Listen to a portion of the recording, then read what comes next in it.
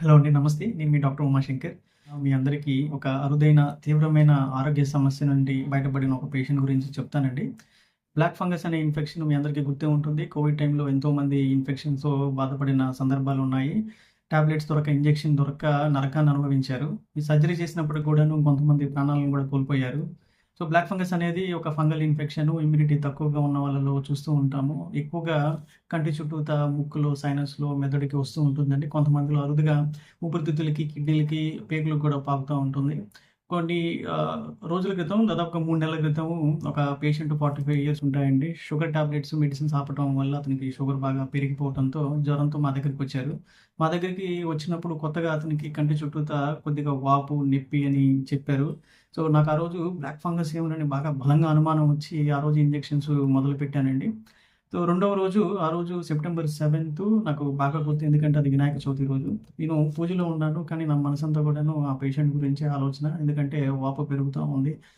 అది ప్రమాదంగా మారి పేషెంట్ ప్రాణాపాయానికి అని డౌటొచ్చింది. వెంటనే ఆ రోజు కుటుంబ సభ్యులకు కూడా చెప్పి, ఏంటి డాక్టర్ గారికి కూడా చెప్పడంతో ఆ రోజు నైట్ ఎమర్జెన్సీ సర్జరీ చేశాము.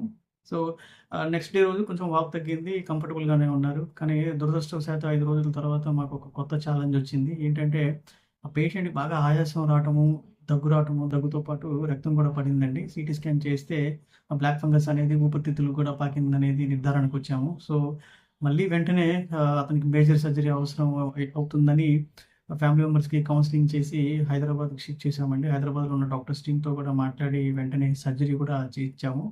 సో, సర్జరీ చేసిన తర్వాత అక్కడ ఖర్చు ఎక్కువవుతుంది అని మళ్ళీ మా దగ్గరికొచ్చారు. మా దగ్గరికొచ్చిన తర్వాత మళ్ళీ రెండోసారి కూడాను కంటి చుట్టూతా వాపు రావటము, నొప్పి పెరగటంతో రెండోసారి మా దగ్గర సర్జరీ చేయవలసి వచ్చింది. ఆ విధంగా ఒక నెల రోజుల పాటు నిరంతరంగా ఆ పేషెంట్‌ని పర్యవేక్షిస్తూ ఇంజెక్షన్స్ కోర్స్ ఇచ్చిన తర్వాత కొంచెం ఆరోగ్యం స్థిరంగా ఉండటంతో డిశ్చార్జ్ చేశామండి. మొత్తంగా 3 నెలల పాటు యాంటీ ఫంగల్ కోర్స్ ఇచ్చిన తర్వాత ఆయన కోలుకోవటంతో అందరం చాలా చాలా హ్యాపీగా ఉన్నాము.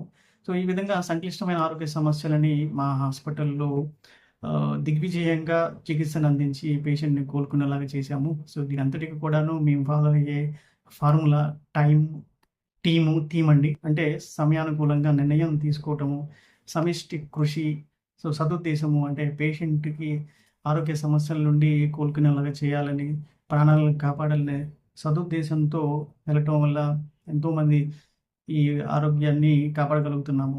సో, మీ అందరి నమ్మకానికి, ఆదరాభిమానాలకి ధన్యవాదాలు. మరొకసారి నూతన సంవత్సర శుభాకాంక్షలు.